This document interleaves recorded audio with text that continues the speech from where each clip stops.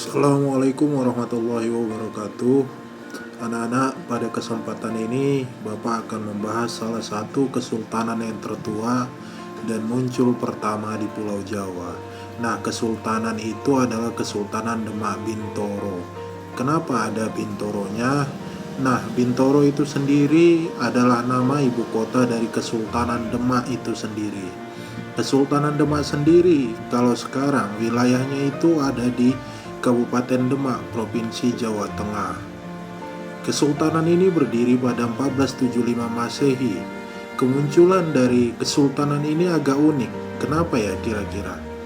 Seperti yang sudah Bapak sampaikan, Pulau Jawa ini dipenuhi oleh kerajaan-kerajaan Hindu-Buddha. Ada Majapahit, Singosari, dan di wilayah barat ada kerajaan Sunda yang bertahan dalam waktu yang sangat lama. Tapi kenapa kok bisa sebuah kesultanan di pesisir Jawa, di bagian utara, bisa berdiri?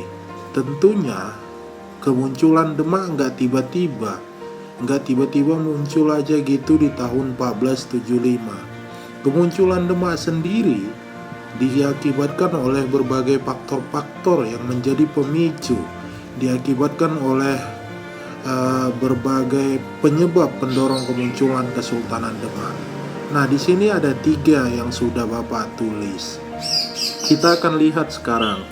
Ada 3 faktor yang mendorong sebuah kesultanan Islam di Jawa berdiri, Kesultanan Demak. Di abad 11 sampai dengan 13 terjadi migrasi Tionghoa Muslim ke Jawa. Nah, ceritanya di abad 11 sampai 13, orang-orang Tionghoa Muslim yang ada di Cina bagian selatan, mereka diusir oleh kaisar-kaisar Cina. Pada akhirnya, mau nggak mau mereka harus cari tempat tinggal dan kemudian bermigrasi ke utara. Akhirnya sampailah di Jawa. Kenapa Jawa yang dipilih? Mungkin suatu saat pada waktu itu raja-raja di Jawa lebih toleran, lebih mempersilahkan orang-orang pendatang untuk tinggal di wilayah mereka. Jadi jangan heran kok ada Tionghoa Muslim ya pada saat itu memang banyak. Di akhir abad ke-13 banyak sekali bermunculan pemukiman-pemukiman Tionghoa Muslim di wilayah Jawa. Nah, di Jawa Bapak tegaskan di sini ya. Jawa yang dimaksud ini adalah Pantura, pesisir utara Jawa. Sumber sejarah yang mengatakan ini ada catatan Mahuan. Dia mengatakan bahwa banyak pemukiman Tionghoa Muslim di wilayah Pantura Jawa. Kemudian di abad ke-15, Majapahit mengalami kemunduran. Seperti yang kita tahu di abad ke-15, tepatnya kurang lebih di tahun 1450 sampai 1470, yang namanya Kerajaan Majapahit mengalami perang saudara. Pemberontakan yang terjadi di wilayah Majapahit, baik dari luar kerajaan maupun dari dalam, secara langsung maupun tidak langsung mengakibatkan kerajaan Majapahit ini kekuatannya semakin melemah. Sampai pada akhirnya di abad ke-15 atau 1475 muncullah Kesultanan Demak. Kesultanan yang didirikan oleh seseorang yang bernama Raden Patah atau Sultan Raden Patah. Dia menjabat di tahun 1475 sampai dengan 1504. Bapak akan perjelas siapa saja Sultan-Sultan Demak yang berkuasa pada saat itu. Nah, kita mulai dari Raden Patah. Raden Patah menguasai dan mendirikan Demak pada tahun 1475 sampai dengan 1504. Raden Patah mengklaim bahwa dirinya adalah keturunan Majapahit. Kenapa dia mengklaim dirinya sebagai keturunan Majapahit?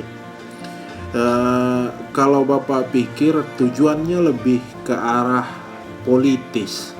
Politis yang dimaksud di sini adalah mencari simpati atau dukungan rakyat terhadap dia, karena melihat hegemoni Majapahit yang begitu besar dulunya, dengan dia mengaku sebagai keturunan Majapahit, tentu akan berdampak pada banyaknya daerah-daerah yang ikut terhadap kekuasaan Demak secara otomatis dan menyebar hampir di seluruh pesisir utara Jawa. Hal ini tentu mendorong kemajuan bagi kerajaan Demak sendiri, yang mengakibatkan wilayah kerajaan Demak menjadi semakin luas dan pengikut-pengikutnya semakin percaya bahwa Raden Patah adalah memang benar keturunan kerajaan besar kerajaan Majapahit, yang mengakibatkan secara tidak langsung wilayah Kesultanan Demak semakin besar dan luas. Demak juga banyak menguasai wilayah pesisir utara Jawa. Karena wilayahnya banyak menguasai pesisir pantai utara Jawa, otomatis yang menjadi konsentrasi kesultanan dari Demak ini adalah perdagangan dan laut. Demak juga banyak menguasai pesisir utara Jawa berupa pelabuhan, pasar, dan Raden Patah adalah salah satu sultan yang dihormati. Ini kata Tom Pires. Bahkan untuk izin berdagang, orang-orang atau saudagar-saudagar tersebut harus bertemu dan meminta izin terlebih dahulu kepada Raden Patah agar mereka bisa diizinkan untuk berdagang. Jika Raden Patah tidak mengizinkan mereka untuk berdagang, maka mereka memang tidak boleh untuk berdagang di wilayah kekuasaan Demak. Inilah sosok Raden Patah yang sangat begitu dihormati bagi rakyatnya sendiri maupun orang pendatang yang akan datang ke wilayah kerajaan Demak. Singkat cerita, Raden Patah pun wafat. Sultan Demak selanjutnya pun digantikan oleh anaknya yang bernama Adipati Unus, atau yang lebih dikenal dengan nama Pati Unus. Memerintah atau diangkat menjadi Sultan Kesultanan Demak pada tahun 1518 hingga 1521.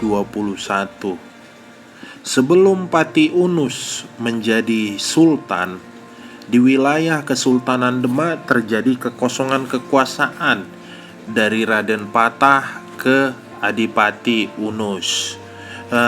Kita akan lihat nanti apa yang terjadi pada masa kekosongan kekuasaan tersebut. Perhatikan peta yang Bapak munculkan ini.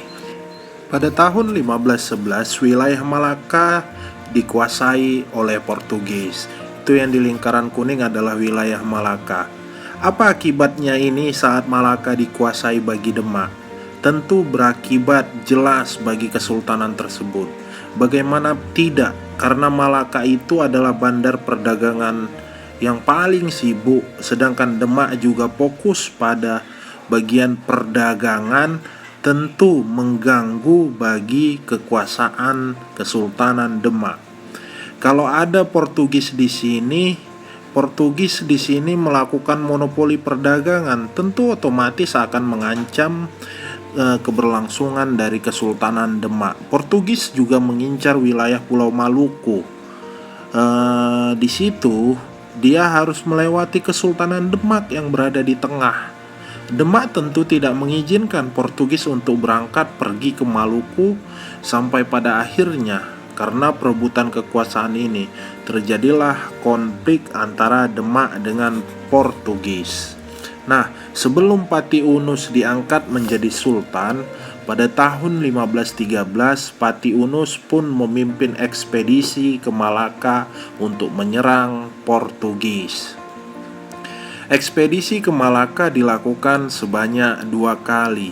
Ekspedisi pertama terjadi di tahun 1513 dan yang kedua di tahun 1521. Ini yang pertama, ini yang kedua. Kemudian balik lagi ke peta, Bapak akan jelasin di tahun 1513 Demak membawa pasukan besar menuju Malaka untuk menyerang Portugis.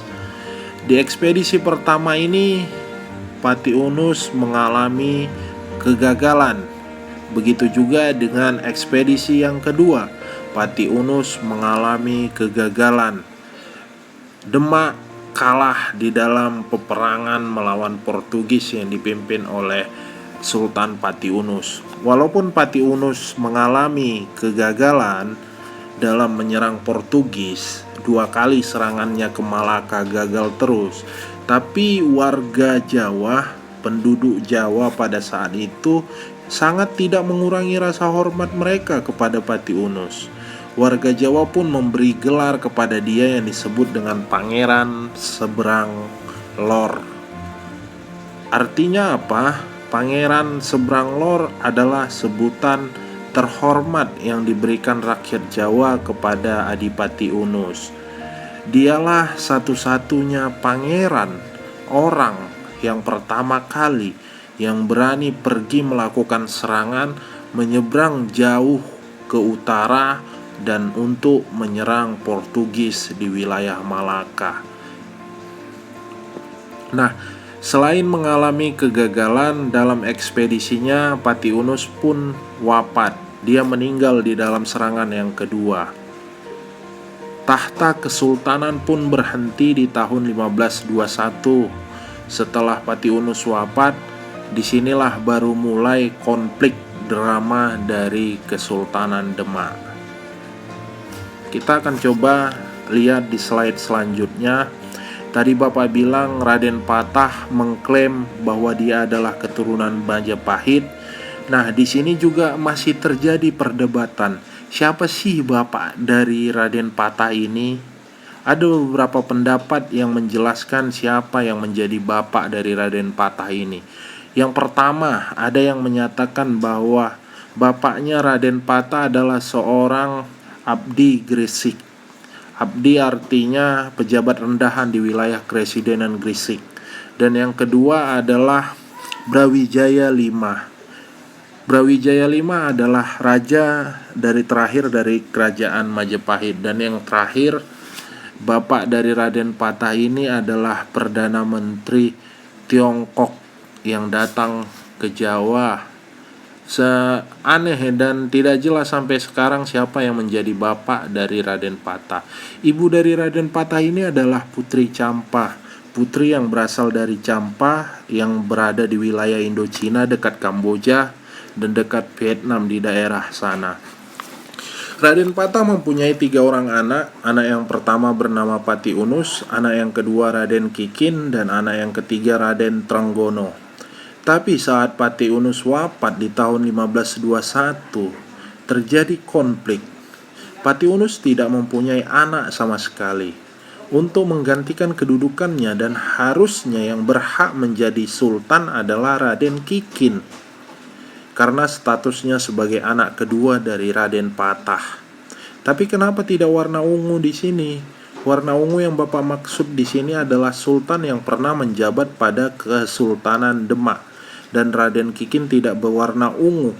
Mengapa? Ternyata keponakan Raden Kikin yang bernama Raden Prawoto menginginkan ayahnya menjadi sultan. Ayahnya bernama Raden Trenggana. Dengan liciknya, Raden Prawoto menyuruh orang untuk membunuh Raden Kikin agar Raden Kikin tidak menjadi Sultan Demak.